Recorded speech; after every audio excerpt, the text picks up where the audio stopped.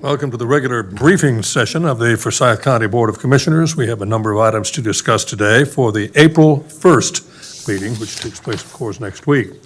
We'll begin with Commissioner Fleming Elamine, who is participating remotely today. Mr. Elamine, I'm hoping you're hearing us and seeing us right now. And we will follow that with a COVID-19 update report from the Director of the Forsyth County Public Health Department, Joshua Swift. Mr. Swift, are you there?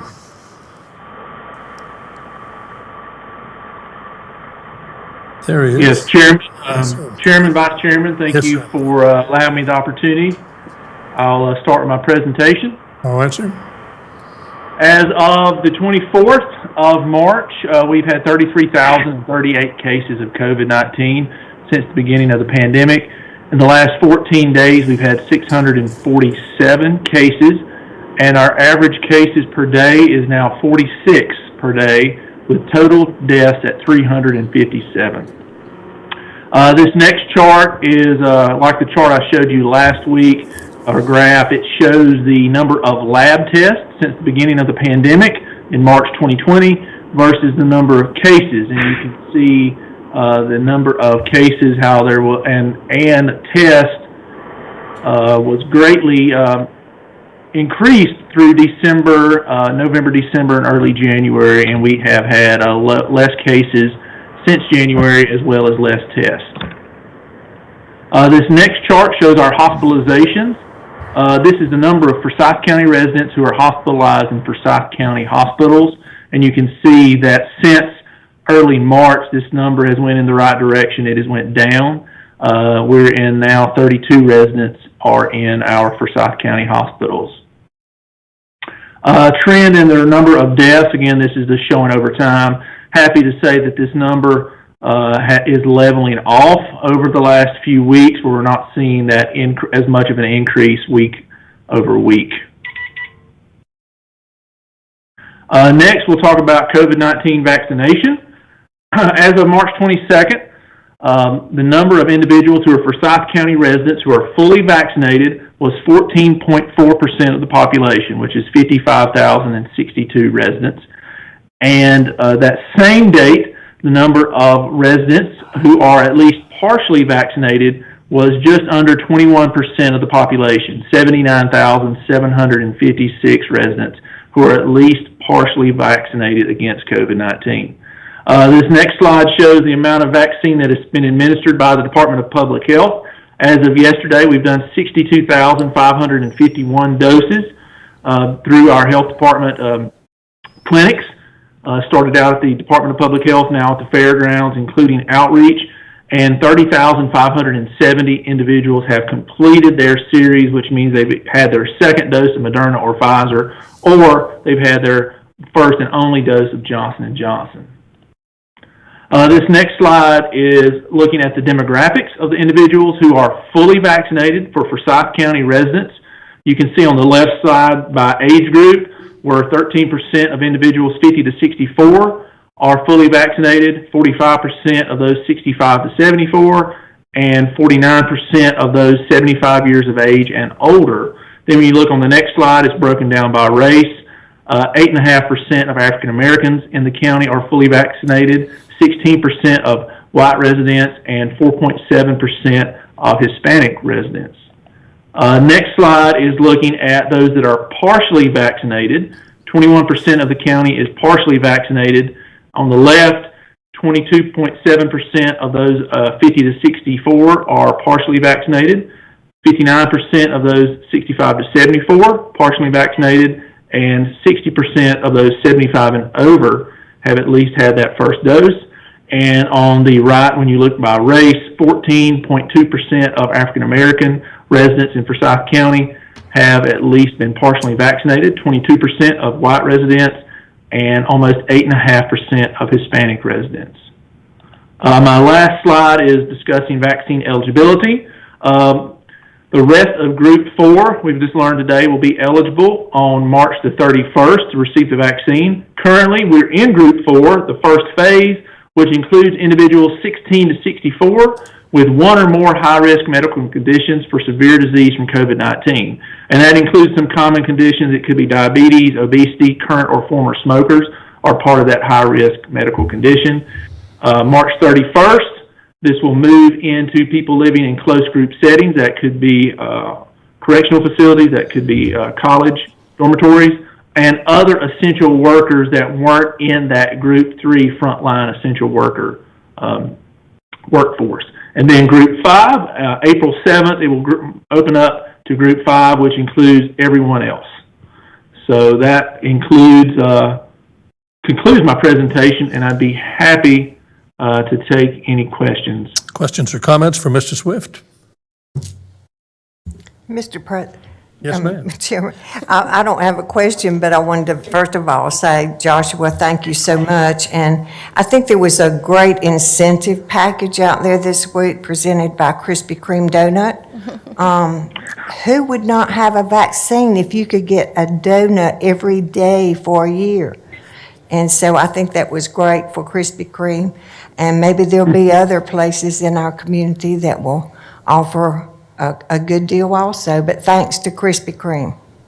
This message brought to you by Krispy Kreme Donuts. You did a good job, really good job. Thank you, John. Any further questions or comments? I have one, Mr. Chairman. Go ahead. Go ahead. Mine, I'll make it quick.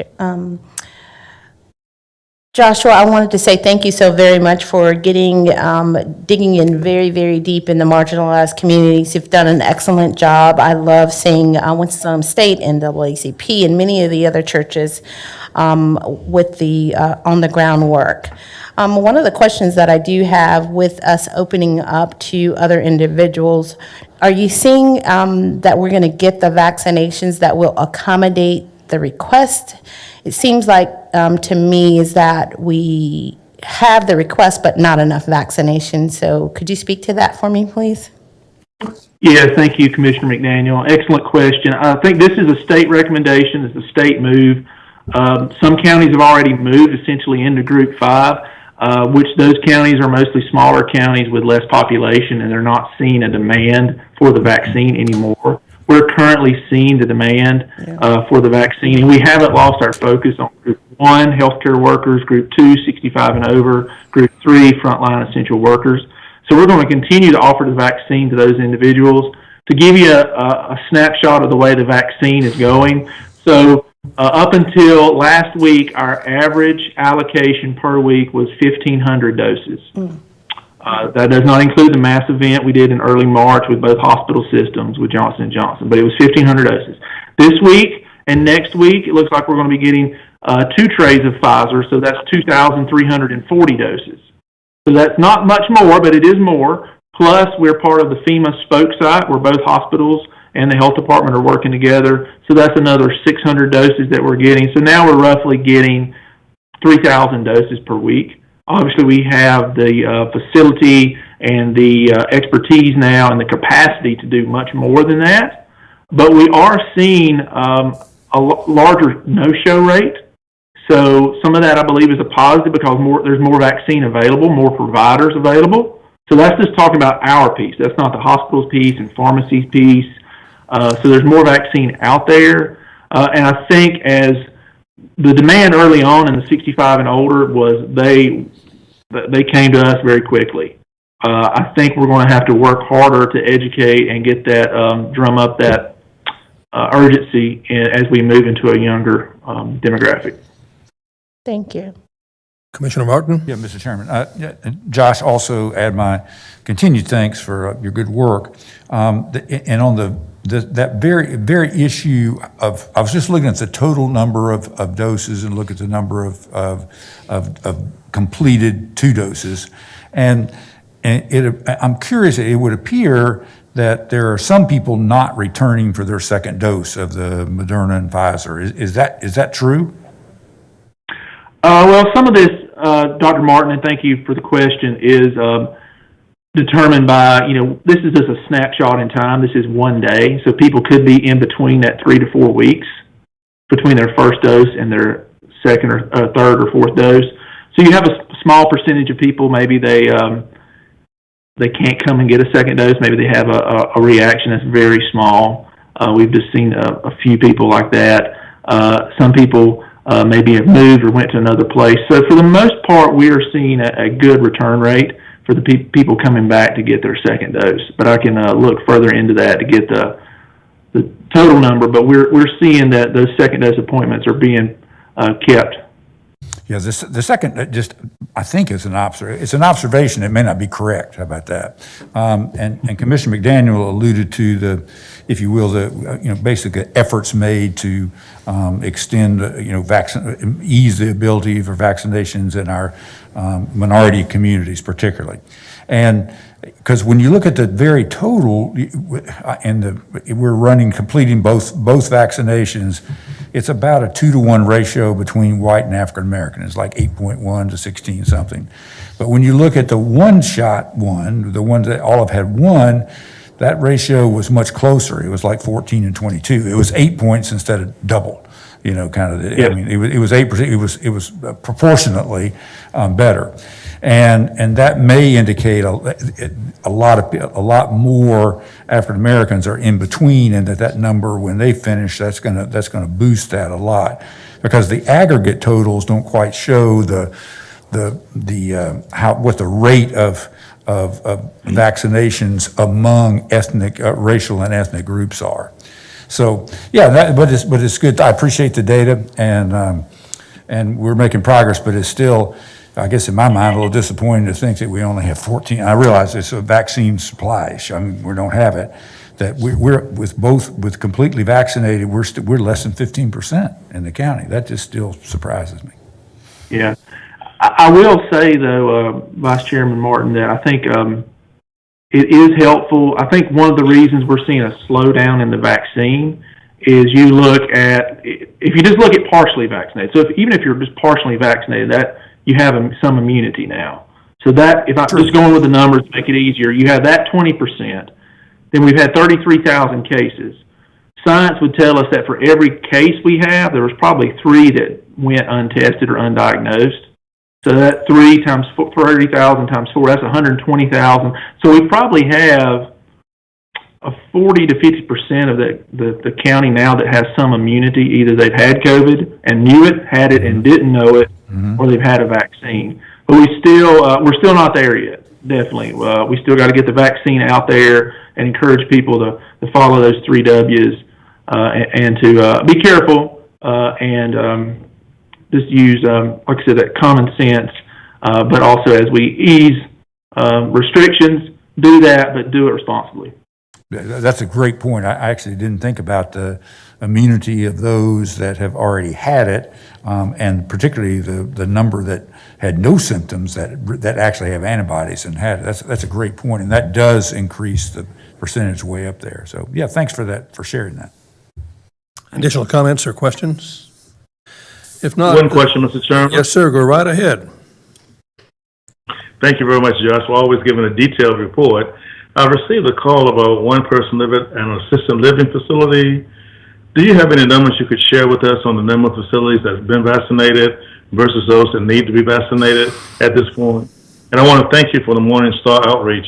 I happened to go by there, and it was filled to capacity, and they were very appreciative of that guy who brought the Krispy Kreme donuts by. Well, and thank you, Commissioner Elamine. I do not have that number in front of me. I know we worked with Emergency Medical Services and their mobile integrated health team. There were 85 assisted living and group homes that didn't fall into the federal program that Brent Motzinger and his team went out to, and they have since completed that work. I do not have, I know that CVS and Walgreens had the federal program, and I can try to get more information about how many of those have been completed. Okay. Thank you very much. Thank you, Joshua Swift, for your report. You've been very, very good, and this is an encouraging report as I looked at the charts with the commissioners. Thank you again, and we'll see you next week. Now, commissioners, it's time to move on to something that's very important. We have a man who is competing for being the oldest person in Forsyth County, and I'd like to ask Dan Cornelius if he'd come forward. And if you will notice, Dan has a silver mustache and a silver goatee. That means he's getting older by the day, and he has been with Forsyth County, and correct me if I'm wrong when I say this, Mr. County Manager, a trusted leader in the business. And do you need help, Dan? Are you all right? I might need some help getting Okay, back. and now, Dan, I want you to meet Don, you remember this, Don Martin, Vice Chairman, and he is going to salute you with a resolution that we all heartily agreed to, but we'll vote on this one. So, Mr. Vice Chairman? Thank you, Mr. Chairman, and this is one of those bittersweet tasks for me, but it is a happy occasion for Dan, and I want to wish him well. Just bear with me, and I will read this, and the county manager is going to give you a special copy of it. This is a proclamation recognizing the accomplishments of Daniel Cornelius on the occasion of his retirement as Forsyth County Community and Economic Development Director. Whereas Daniel Cornelius began his career in the Forsyth County Budget and Management Office on January 4th, 1988, and has ably served the citizens of Forsyth County, North Carolina for over 33 years. Whereas during Dan Cornelius' career in Forsyth County government, he has served as Housing Coordinator, Housing Manager, Housing Director, Housing and Community Development Director, and Community and Economic Development Director, all with distinction.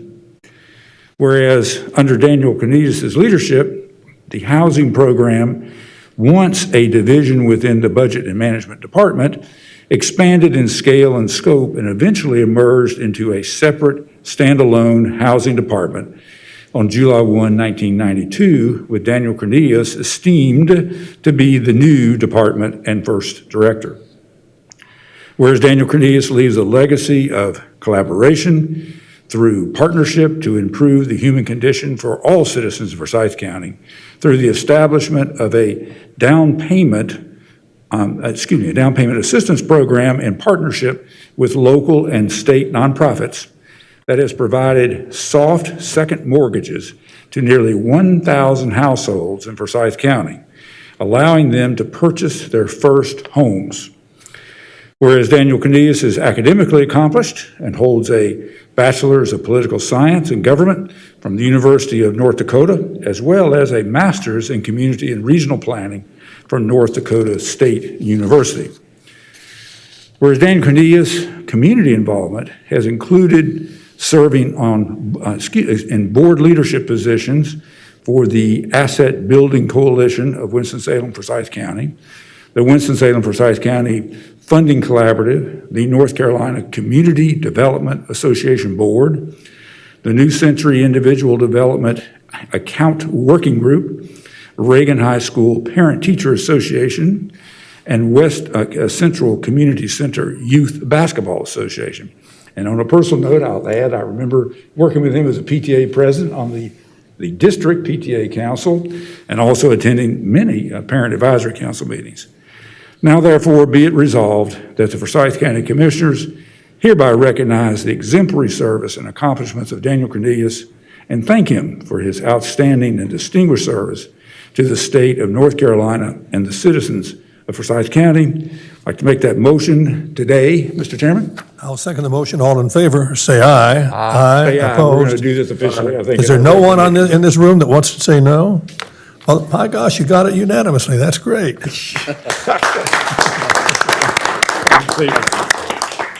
And we have a copy, I explained to Dan, we have a copy for him, and the county manager is going to present it to him because it has a pretty special meaning for him too. Before he speaks, I'd like to, that's what I was, the county manager has a talent. He makes picture frames. But in this particular instance, he made one for you exclusively, Dan.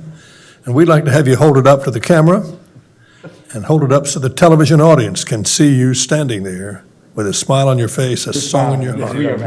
But you can give the background. It's a beautiful piece of work by a county manager. Well, I don't know about that. I'm a hack carpenter, but, I have enjoyed building these, especially when folks retire. As I'm doing the woodwork, Dan, I really do think about and thought about you, and it's pretty cool because I watch kind of the wood come out as I'm thinking about all your years of service in this community, and you've done beautiful service for the citizens here, and anyway, it was pretty easy to put a little mitered top house on it. So anyway, great. But anyway, it's not much, but anyway. So. Thank you. It's very special to me. Thank you.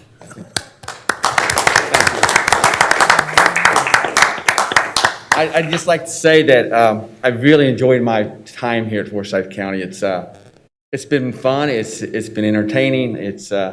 I've learned a lot, and I've met a lot of grateful people in this county, and I really have loved my job. So thank you for letting me be here this long. Before you leave, what do you plan to do in retirement? Well, I was telling somebody the other day that I think I'm going to get up in the morning, go work out, come home, maybe go eat something, and then go golfing. So you're going to stay at home and make your wife happy all day long. I know she's excited about that. You'll be home all the time.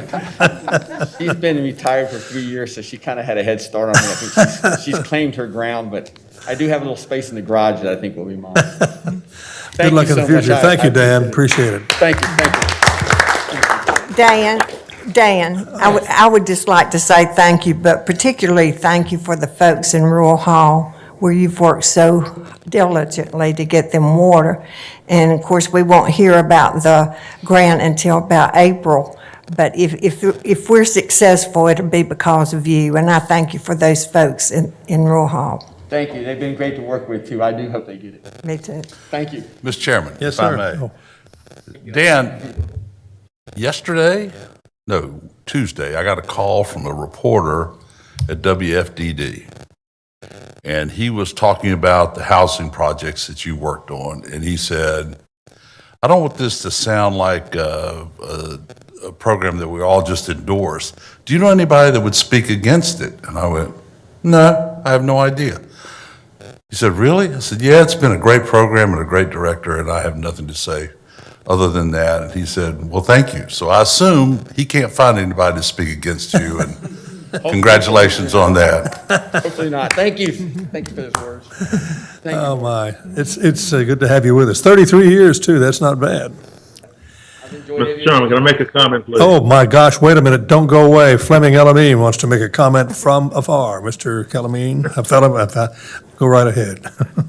Thank you very much, Mr. Chairman. I couldn't let Dan get away, even though I'm not there, to simply say thank you, Dan. When I became a board member of PTRC, I heard your name so often, I thought you were in the pockets of the whole organization over there. They said, Dan started with us and he would find us when he went to the city. But I want to really, really thank you for allowing me to address the experiment of self-reliance when I first became a county commissioner, to encourage those IDA participants to really pursue their dream of becoming first-time homeowners. And I was shocked to see some of my former students in that class were so heartfelt, your passion for improving their lives through home ownership, your desire to see their quality of life immensely improve, sort of put a special star in your crown. So from those former students who I've been in contact with, thank you. And thank you for being the person that you have been to help so many improve their quality of life. And again, thank you, Dan. Thank you. Godspeed. Thank you. Now, Dan, don't leave, because we need to make this a perfect 7, and the only commissioner who's been here longer than you has not spoken, and he's known you since you came here. And I was wondering if Commissioner Richard Linville would share some of the wise remarks and thoughts and memories he has of you working. Yeah, all of the ones that we've heard is true, and done a lot of work for the people that needed help in housing, and Commissioner Wisenhunt, I believe, is right in if that water line grant gets approved, it's primarily because of you. It's been a lot of work involved in that, so hope you have a good retirement. You've done a good job for the county. Thank you. Thank you. There you go. Happy landings. Thank you. We have another top staff member in the county whom I affectionately refer to as Aaron, and that would be Mr. Aaron King, who runs the City County Planning Department, and he has a planning update for us. Mr. King, are you there? I am. Mr. Chairman, can you hear me okay? Yes, sir, beautifully. Great. Well, I'm going to share my screen. Hopefully everyone can see it. Good afternoon, Mr. Chairman and Commissioners. Just a couple of items to share with you this afternoon. Just some items coming to you probably in the not too distant future is another text amendment. I know we brought several to you here recently, but we'll have another one coming, UDO CC 10. And this is a text amendment that really is a response to changes made at the state statute level. For many years, there have been two separate chapters in the state statutes, one for city planning rules and one for county planning rules. And what has been done is those have been combined into one chapter, which is 160D. And it basically commonizes a lot of the terminology. It standardizes that across there so that you're not having two different sets of standards in there. This has been an initiative that has been in the works for several years at the state level. It was adopted, and now what we have to do locally is bring our UDO into compliance with Chapter 160D's regulations. That has gone through the planning board, and that is likely to show up on your agendas sometime in April. We do have to get it adopted by the county commissioners and the city council by July 1, so we are in good standing on that. Chris Murphy will be providing a briefing on that when that comes through. What I can say to you is that text amendment, it mirrors a lot of what we did with our UDO Clear Code project here a couple of years ago. We're not really making development easier or harder. We're not really greatly changing that. It's really more of an organization and standardization text amendment that you'll be hearing about. So that is a big item that's coming through here. You'll be seeing shortly. Just a couple of other items of note there related to housing that are on our work program. We've spent quite a bit of time working on a text amendment that deals with cottage courts. And if you're not familiar with cottage courts, you can see an example there on the top image on your screen. Those are smaller infill type developments where units can be clustered around a common green. They're a good tool for infill development. And I'll share with you in a few slides why that's an important thing to keep in mind. We have brought that through the City County Planning Board. We're going to be taking that to City Council in April and likely will be coming to you at some point in the late spring. Another housing-related item that we've been working on is accessory dwelling units. There's been a lot of discussion around that. City Council asked us to prepare a report on accessory dwelling units, and we'll be briefing their committee in April, and if they direct staff, that could turn into a text amendment that would make its way through the planning board, city council, and also to the county commissioners as well. And you can see an example of an accessory dwelling unit on the bottom right of your screen there. Some folks call those granny flats or garage apartments, but that's kind of an example that you see there. So just a little bit of a heads up on some of those items. I always like to keep you informed of our Historic Resources Commission. This was kind of an item from the late fall, but I want to share with you regardless. The markers have been chosen for 2021. The two city-sponsored markers have been awarded to the Rescue Squad located on North Liberty Street and to the Oak Crest neighborhood on Polo Road. The county-sponsored marker has been awarded to Strobel Stonehouse Farm. This is in the Skylark Road, Pofftown area. And there was also an additional marker awarded for the Peter Clemens House in Clemens as well. And those images you see there are the Strobel's Stonehouse Farm on the right-hand side of that slide. I want to share with you just a few development-related trends of note. We compiled some numbers towards the end of the year, and what you see on your screen here is these are the approved single-family lots in Forsyth County, and this is not just City County Planning Board, but this includes Kernersville, Clemens, and Louisville, who have their own planning boards, as well as Walkertown. 2020 is represented in orange, 2019 there in blue, and what you can see is a significant uptick in the amount of lots that were approved in 2020 over 2019. And it equates to about roughly 1,500 additional lots that were approved in 2020 versus 2019. There's a lot of housing demand out there, and certainly with the lending rates where they are, we would certainly think that would continue on forward, and we've already seen a pretty substantial number of new subdivision lots approved through 2021 at the planning board level as well. So I wanted to share that, and that correlates with the next slide that you see there. This is the approved residential development in terms of acres. So you can see again there, those 2020 totals, especially from the Kernersville and the city-county side, it's great that we're adding those additional lots. One thing to keep an eye on is sort of the amount of acreage that's being kind of worked through at a pretty rapid pace here. That's the land issue is something our staff has got an eye on. And this is a map that comes out of that same report that we compiled. This is obviously a map of Forsyth County. You can see Winston-Salem there in the brown area. And you see those circles, and the larger the circle, the larger the number of lots in the approval. And the blue, kind of the navy color there, those are single-family approvals. The purple ones are a mixture of units, and then the brownish color are multifamily developments. And so at just a very quick glance at this map, what you can see is a lot of those larger circles are locating around the fringes of Winston-Salem and in some of our smaller towns in Clemens and Kernersville that you see there. You don't see a lot of the large circles in the core of Winston-Salem. That's something that planning staff has got an eye on because that's really an area where we want to see development. We've got water and sewer, sidewalks, streets, schools, parks in those areas. So that's something that staff is keeping an eye on. As I shared with you, the cottage courts and the accessory dwelling units, those are something that we're looking at as really tools to maybe get some more smaller circles in Winston-Salem closer to where we have some of those services available. And just a few notes on our inspection side of the house. As you can see from some of the residential numbers I showed you, our permit and inspection numbers continue to be strong. They were through 2020, and they've continued to be so in 2021 as well. One of the things has led to us having some issues around timeliness of our inspections, and that's just simply we've got a lot more inspections than our inspectors can handle each day. So we're working through that to try to triage that and make sure we're providing as good a customer service as we can.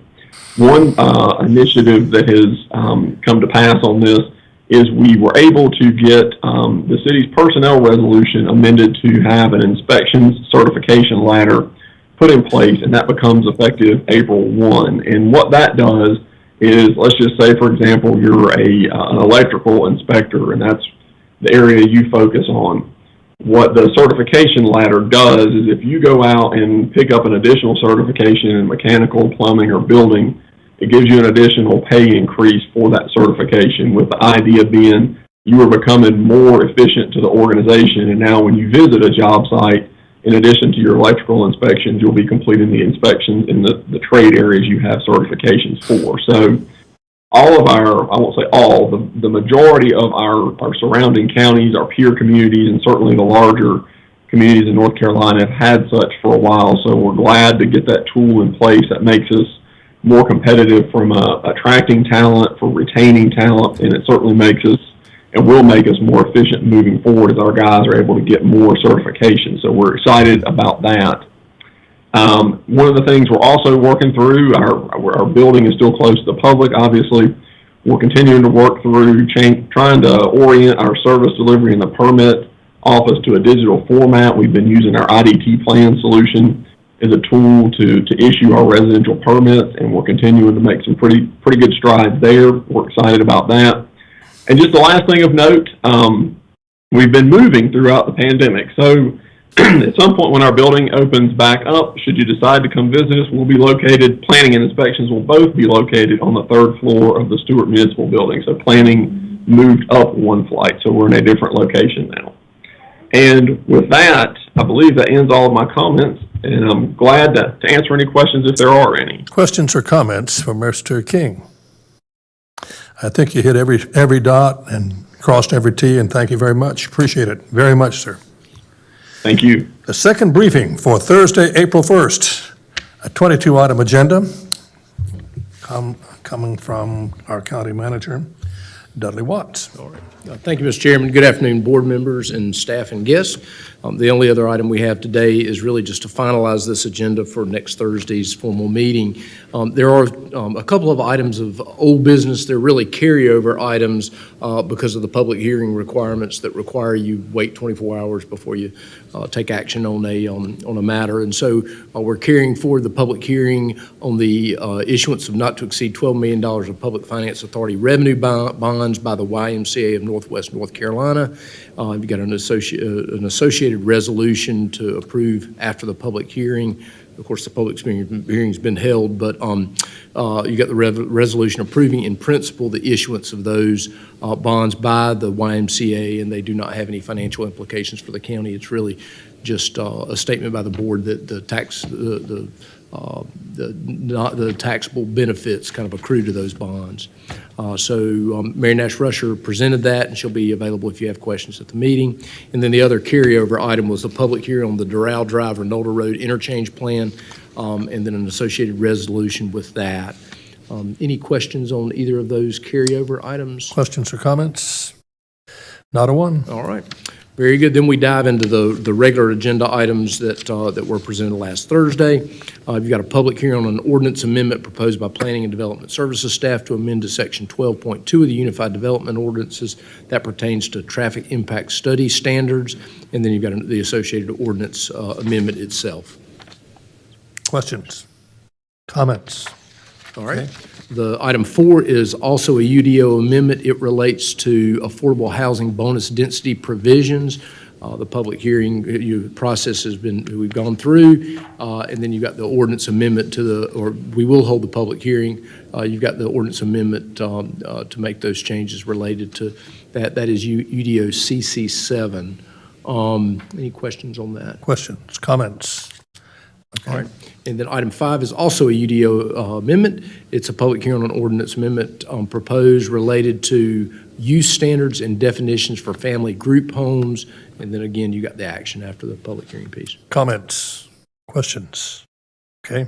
All right. And just as a reminder, and Gordon, keep me honest on that, we'll have the same issue there with the public hearing and have to wait the 24 hours. So there'll be some carryover business into that next briefing cycle. Item 6 is a public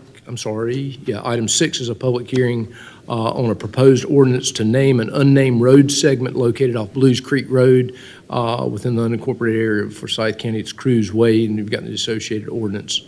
You heard from Matthew Hamby. He's on the line if you've got questions. Questions? Okay.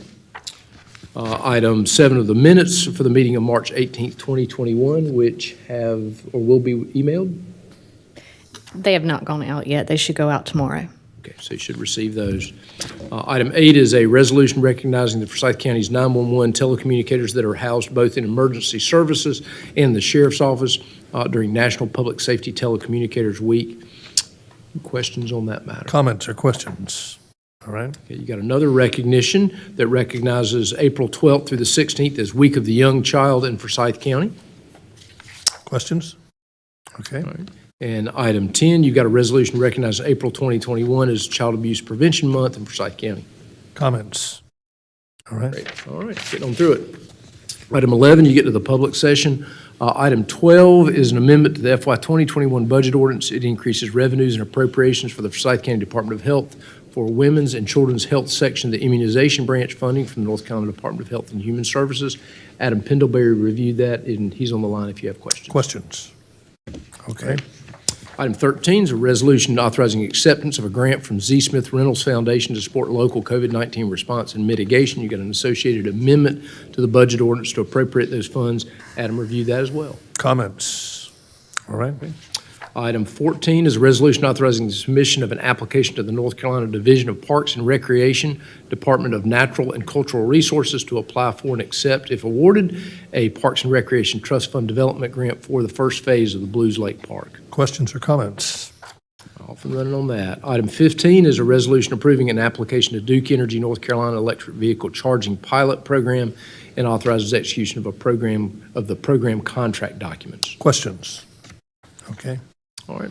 Item 16, we did have some questions on. It is a resolution of the Board of Commissioners of the County of Forsyth, North Carolina, authorizing the negotiation of an installment financing contract directing the publication of notice with respect thereto and providing for certain and other related matters thereto. And there are really two questions that I think I heard that bubbled up out of the conversation last Thursday.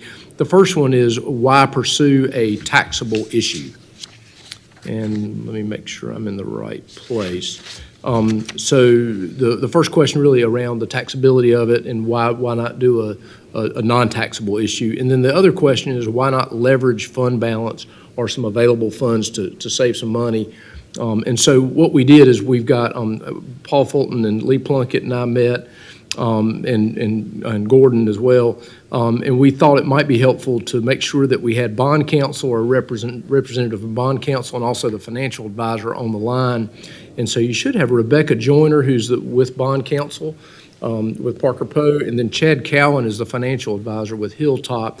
They are both on the line.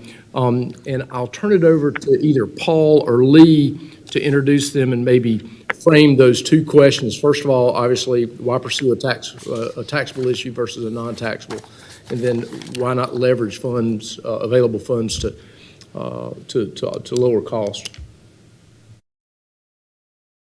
So who wants to take that? Paul, are you on the line? Yes, of course I was muted. We've asked Rebecca and Chad to come in and answer those two questions, but also to make some other comments to help the board understand why we're doing this particular financing and what the process is to do it. So what I'd like to do is turn it over to Rebecca, let her make some comments, and then turn it over to Chad, and he's got some really interesting information to share with the board about taxability and about what rates we should expect as we move forward. So Rebecca, if you want to take over. Sure. Thanks, Paul. And good afternoon, everyone. As you all heard last week, this initial resolution that you're taking up at the next board meeting contemplates the issue of two series of bonds, and there'll be a taxable series and a tax-exempt series. Each series has both a new money component and a refunding component, so there's a lot going on. And since taxable bonds are new to you all, I thought it might be helpful to give you a quick overview of how tax exemption works and why we do a transaction taxable versus tax exempt. In order to issue bonds on a tax exempt basis, you have to be able to certify that the bonds will be used for a public purpose. And of course, part of that analysis involves making sure that you don't have too much private use. And so typically, that's pretty easy to do because you're issuing bonds for a courthouse or schools or public safety. Clearly, that's a public benefit, and clearly there's no private use involved. It's, a government building for government staff and the public. When you're doing a project like an airport, though, you can clearly meet the public benefit standard. It gets a little grayer when you're talking about private use because you have spaces like gates that might be designated for a particular airline, or a food court that has food and beverage vendors, or hangars that are expected to be rented out to a corporate partner. And so you have to look at the specific expected use to ensure that you don't have too much of it. The federal government allows you to have a little bit, but you have to measure it, truly go in and do the math. And so with the airport project, particularly given the plans for the corporate hangar project, there's clearly some evidence there of private use. So there's already some we have to measure. But part of what we were trying to really protect is that when you're measuring private use, and we're looking at the life of the bond. So these bonds are going to be out there for 20 years. And so our fear was, even though we might be able to meet the private use threshold now, that if we issued these on a tax-exempt basis, it would really limit the ability of the airport to do what they want to do as they go along. So just, down the road, if they wanted to rent out additional hangars or attract airlines or contract with food vendors or something like that, they'd really potentially be stymied in their ability to do that because of the tax exemption. And our goal, obviously, is to avoid that. So the other thing that we have, and I know Chad's going to go into detail here, is right now taxable rates are so low that the rate differential between the two, you can gain some additional flexibility for a pretty small price on the interest rate. So we have actually seen a lot of local governments make a similar decision where you have these questionable calls. It's really easy when it's a courthouse. There's not really a question, or a school or something. It's much harder when you have a project like an airport. So that's one element of the taxable tax-exempt conversation on this transaction. There's another element of it that goes along with the refunding. And so this is, stop me if I'm going into great detail, and I'm trying to give you kind of an overview. On refundings, there are really two types. There's something called a current refunding, which just means that on the day you close on the bonds, you're going to pay those off. or within 90 days of closing. And then there's something called an advance refunding, which means you might not be able to call them for a couple of years, but you'll put that money aside in an escrow, and then once it's callable, the escrow agent will pay it off. And in 2017, tax law changed to eliminate the tax exemption for that second kind, the advance refunding. So in order to do an advance refunding now, you can't do it on a tax-exempt basis. You can only do it on a taxable basis.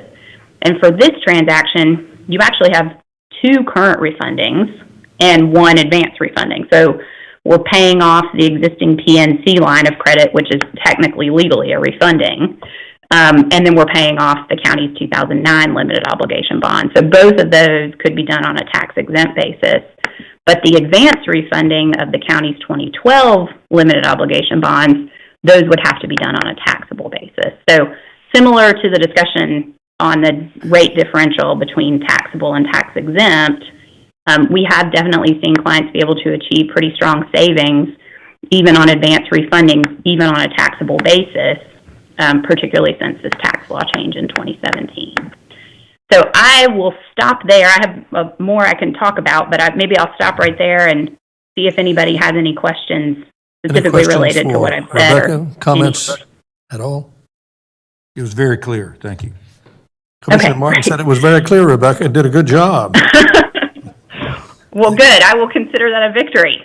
The other thing I wanted to mention to you all, just because I think seeing it in resolution sometimes raises questions, is for these limited obligation bonds, they're going to be issued using a financing corporation, which will be created solely for the purpose of issuing LOBs. And so this is really a legal requirement. The county can borrow installment financings directly with a bank, but under state law, there's no authority under the state statutes to then sell that type of obligation to bondholders through a capital markets transaction, which is what we're doing, like the way we do GO bonds.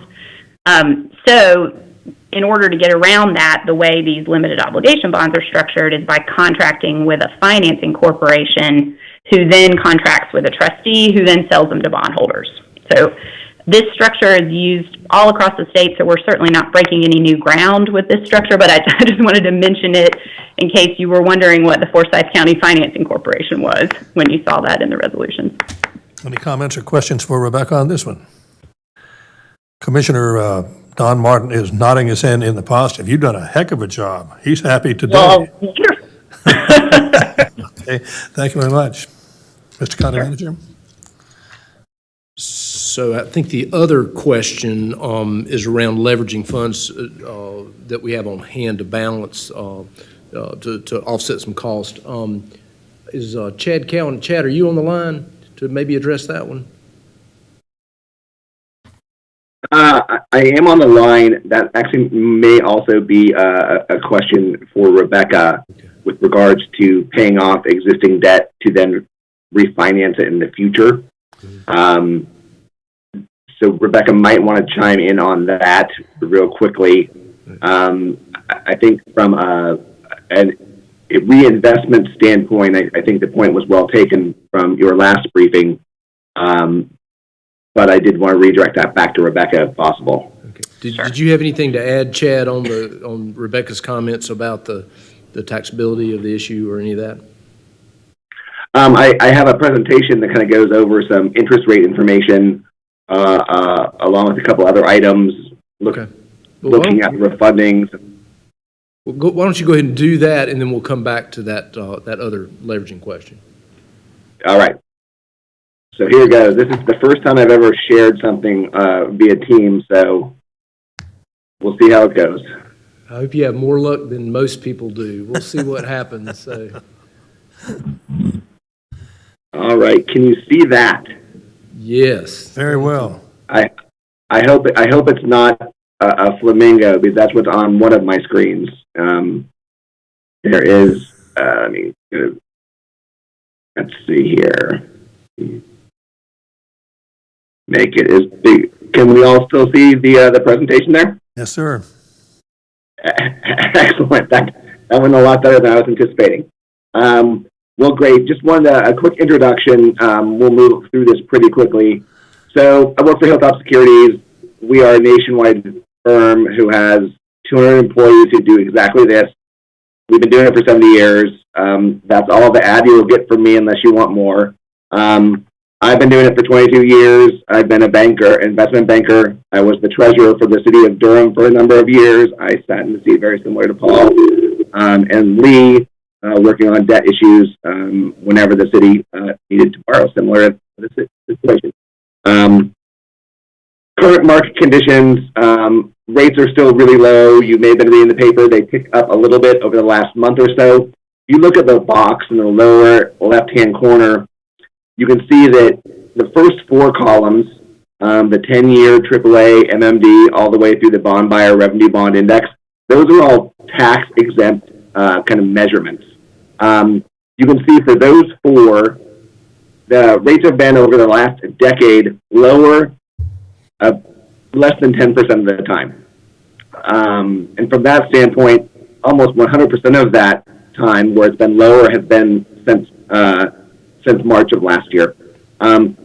Treasury rates, which are a taxable instrument, they have been lower about 20% of the time. However, these rates were as of a couple days ago when the 10-year Treasury was 174. Today it was somewhere in the low 160s, so that 19% would drop pretty significantly if we looked at today's rates. That's from that standpoint. Last time there was also a question about taxable borrowing and why someone would want to use borrow or why someone would want to buy a taxable bond versus a tax-exempt bond if you're an investor. And the answer is kind of twofold. One is there are a lot of buyers who don't need the tax exemption, either foreign investors, pension funds, or things along those lines, who buy significant amounts of taxable bonds for their portfolios. As Rebecca mentioned, in 2017, the ability to advance right fund bonds on a tax-exempt basis went away. Additionally, the corporate tax rate went down, so the benefit for corporate buyers, primarily to buy tax-exempt bonds, went down. And then for you as a borrower, the difference between taxable rates and tax-exempt rates collapsed because of that exact same tax rate change. And you can see in 19 and 20 how much larger inside this red circle the volume of taxable borrowings has been in the municipal market. This year, I think the projection in 2021 is for about a third of the issuance to be taxable debt from governments like yourself. Here's where the market is today. If you look in the upper left-hand corner, those red arrows show you the change between 2020 in March, the green line at the top, and the blue line, the light blue line, which is as of last Friday. Those arrows are about 1% over the course of 12 months. These are taxable rates. When you sell taxable bonds, the buyers look at U.S. Treasuries and then they'll say, well, for me to buy a municipal, it needs to be this much higher than a Treasury for it to be a good investment for me. You can look at the bottom chart where a one-year Treasury, which you're probably seeing reflected in your investment returns at the county level, is almost zero. A two-year Treasury, almost zero. 3-year, a little higher, but not much. That's what you will be, when we price taxable bonds, they will be spread to those Treasuries in the first 5 or 7, 10 years. All of them are not at totally historical lows, but very close, and all still well below the average for the last 10 years. So debt issuance planning, I believe Lee covered off on this last week at the briefing. Here are the kind of 5 different pieces that we are talking about for this upcoming limited obligation on financing. We ran some estimated rates for the courthouse in Caladium. The rate would be about 2.12%. The airport would be about 1.06%, and I'll explain that a little bit more in a minute.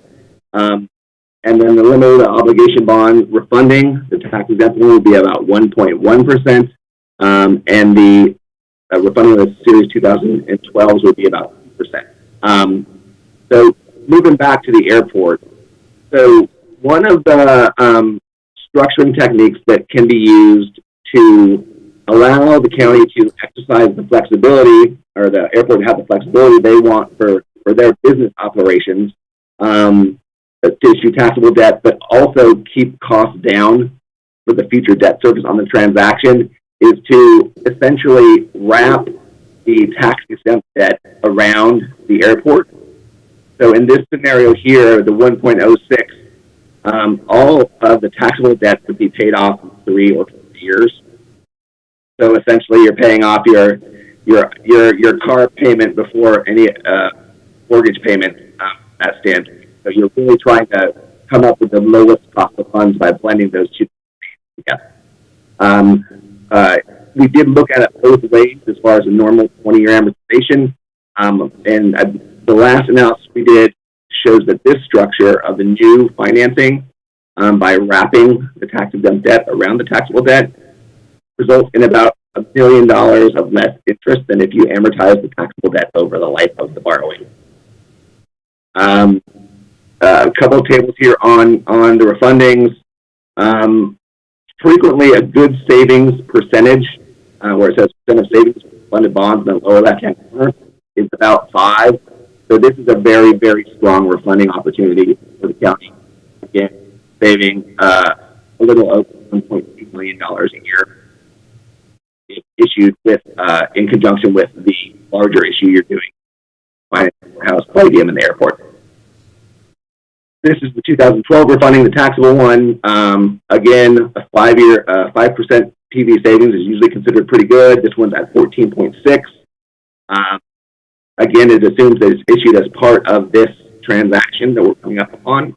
One of the questions I think that people frequently will ask is, well, what would happen if we waited until we could do it as a tax-exempt borrowing? The analysis that we looked at showed that along with the cost of issuance, which are already subtracted out of this, if rates stayed exactly the same today, the tax-exempt funding could save the county an additional $300,000 if you waited an additional year.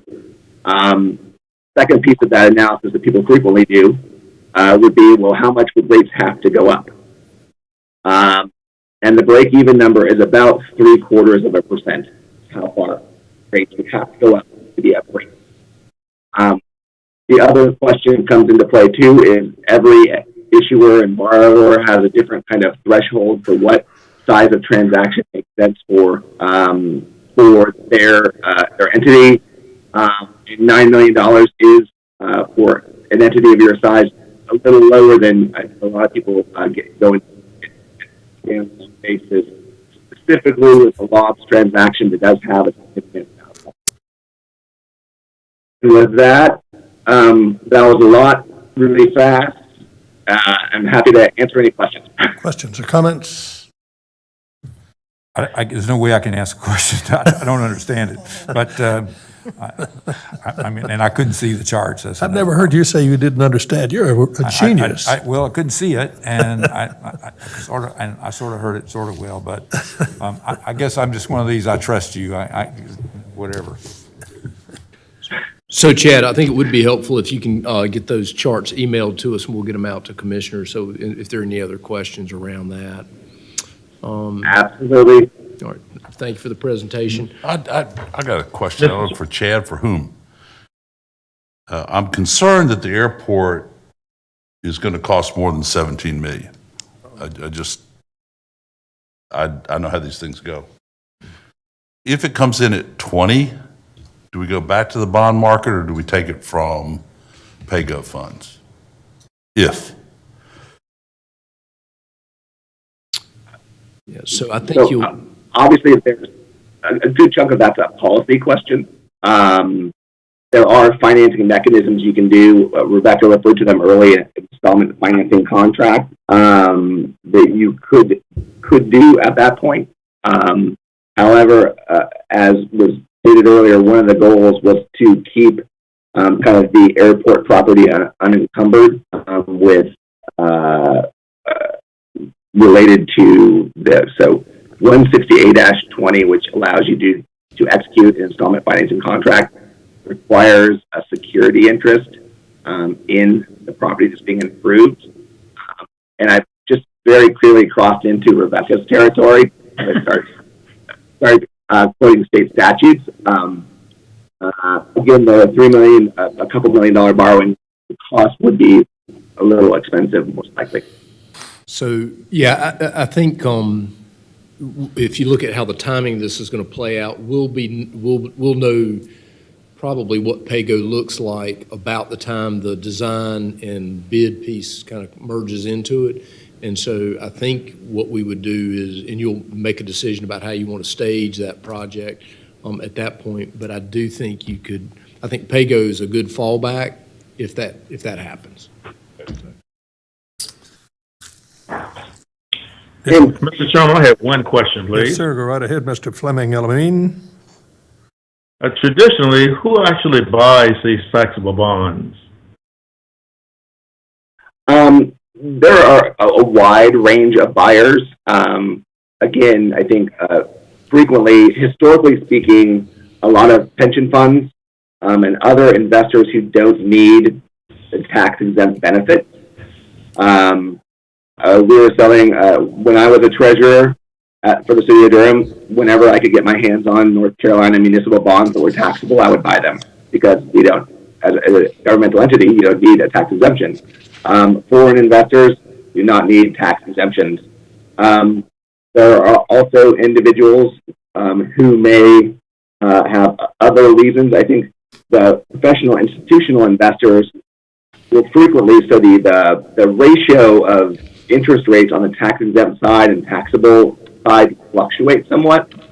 And sometimes the larger institutional buyers will say it's a better deal for me to buy the taxable than the tax-exempt right now because that ratio is not, it's, I guess, I'm trying to think of a technical term, but it's out of whack. And so they look at their tax burden and say, even after taxes, the taxable bonds are going to pay me. So there's a wide range of folks who look at bonds and buy them from that standpoint. That's a good answer. Okay. And then the last question was really around the ability to claw back on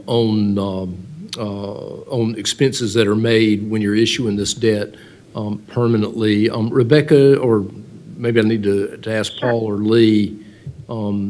No, I'm happy to cover that. Maybe what would be helpful is to talk a little bit, again, this sort of relates to the tax exemption, when you have a project that you're going to upfront the cost for and then reimburse yourself.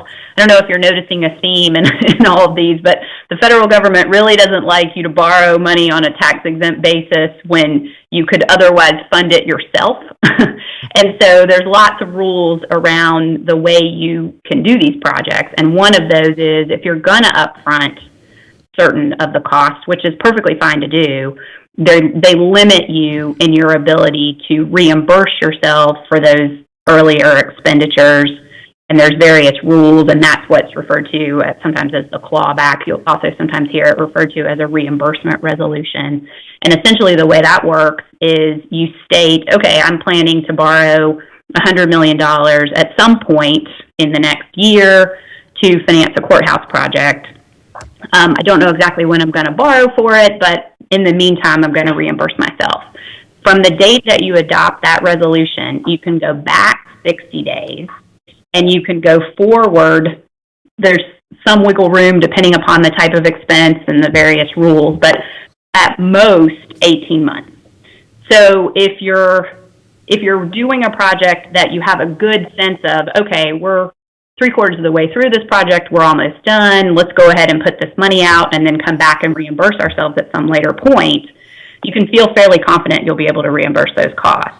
If you're starting the project and with a large capital project, often you'll have delays or there'll be some reason why you end up spending money on a longer time frame than you originally planned. If you have that scenario, sometimes the concern is that you won't be able to recover all those costs because you'll get outside of those time windows. So I think that, you can do it any number of ways, but doing an interim line of credit sometimes is a more effective tool because you're trying to manage these timing questions, your ability to reimburse. Does that answer your question? Yep, I got it. Okay. Yeah, and I think the one fear, the one fear that at the staff level we have is that you start off with that, and there's so much unknown through a lot of that, and then somebody drops the ball, and you're not able to borrow the money. And that, I think that's Right. sort of it's kind of one more thing to take, one staff position who leaves, who was the person tracking that, doesn't hand it off to the next person, and so, but we can certainly try to do that, and maybe we take a project and try to do it on a trial basis or something. We'll certainly can work through that. Yeah, one other place we see this come up is you build and you hit rock, and your 6-month construction project went to a 12-month construction project and has pushed you outside that window. So there's so many variables that can come up. It's sometimes the better way to go forward is to give yourself some flexibility. And it does depend on the market you're in and how close your earning ability. As you said last time, Don, you earn money, you pay interest. How much the differential is there has a lot to do with whether it's worth doing this also. Yeah, is the risk worth the reward? We ran some numbers on kind of where we were with our courthouse project. Do you remember what the savings were? They might have been. No, we'll have to get back unless Lee can remember. They were so back. It was not a lot of money, if I remember. Yeah, so I took a look at it. Again, like Dudley was saying, is more back of the envelope. But the draw program rate, it's indexed compared with what we were earning was pretty much ran parallel. And again, back of the envelope calculation, it was about a $1,900 difference, just in interest costs versus interest earnings. Because you're borrowing at such a tiny rate, because it's such short-term borrowing in the market we're in right now. Clearly, if you were in a different interest rate environment, it'd be a different. You could see some real money, I think. Got it. Okay. Thank you. Thanks. This is actually one of the first times I've heard a presentation from both bond counsel and our financial advisor kind of at the same time. So thank y'all, and appreciate y'all's involvement in this project. Sure. Thank you.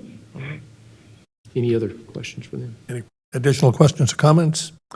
Not a one. All right, very good. So the rest of the agenda is pretty straightforward. Item 17 is a resolution awarding a contract for the purchase of 34 LifePak defibrillators for Forsyth County Emergency Services. Carl Boyd reviewed that item. Questions? Okay. Item 18 is a resolution authorizing execution of a grant agreement between Forsyth County and the North Carolina Department of Transportation to fund airfield drainage improvements, Phase 2 at Smith Reynolds Airport. Carl reviewed that. Questions? Okay. All right, our other airport item is item 19, is a resolution authorizing execution of a consolidated and restated lease agreement between Forsyth County and Signature Flight Support LLC for full-service fixed-based operation at Smith Reynolds Airport. You heard from Jim Hopkins with Signature, and a pretty enthusiastic presentation. Questions, comments? All right. Item 20 is a resolution declaring certain county-owned personal property surplus and authorizing its disposition by public electronic auction utilizing Liquidity Services Operations LLC, really known as Gov Deals, and Chelsea reviewed that. Questions? Okay. Item 21, a resolution approving refunds by the tax assessor collector amount of $606.90. And then you've got reports. You've got 5 reports there that we routinely give you for consideration. And then finally, the added item, which is we've already taken care of with Dan Cornelis. So that is it, Mr. Chairman, for staff. This just went quickly today, and it was interesting.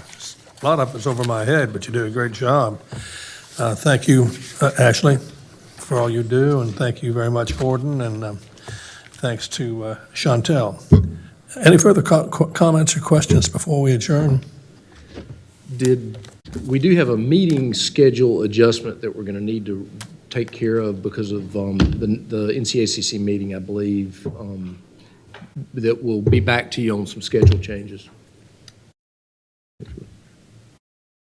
I know, I have it right here. I'm so sorry. We'll get that so we can have a discussion next week. Okay, well, I must say this has been a good meeting, and I'm delighted to have the tourist from St. John's Island, Ted Kaplan, the Caribbean man back with a tan. And I have missed, at least from a personal point of view, asking you if you could repeat something like, "It's time to adjourn." You have it. Move we adjourn. I'll second the motion. We're adjourned. All right.